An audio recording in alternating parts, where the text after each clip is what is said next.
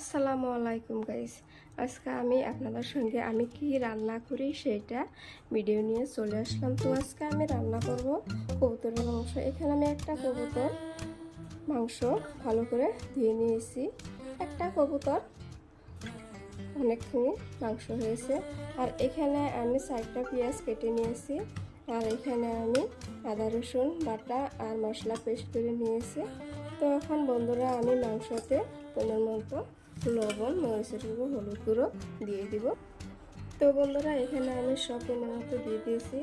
আর আমি আদা বাটা, রসুন বাটা আর অল্প নিয়েছি জিরা গুঁড়ি একসঙ্গে দিয়ে দিব।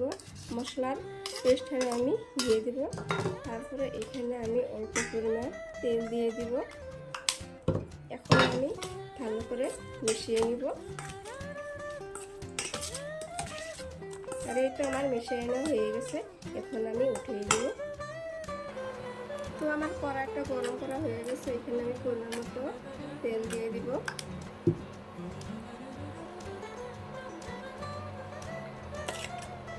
একটা আমি পেঁয়াজ কুচি এখানে দিয়ে দিব। পেঁয়াজগুলো অল্প আমি লাল লাল করে ভেজে নিব। দিয়ে দিলাম কয়েকটা গোটা জিরে।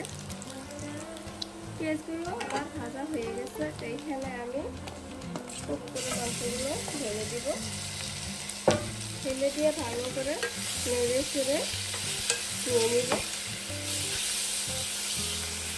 অল্প পরিমাণ পানি দিয়ে আমি মাংসটা কষে নেব।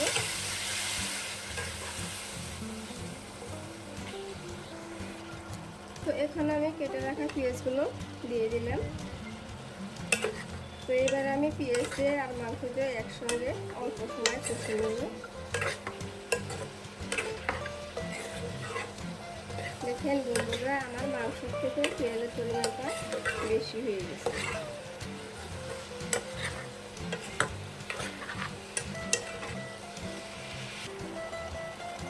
আমার কবুতরের মাংসগুলো কষে নেওয়া হয়ে গেছে। এখানে আমি পানি দিয়ে দিব। পানির পরিমাণটা একটু বেশি করে দিয়ে দিলাম।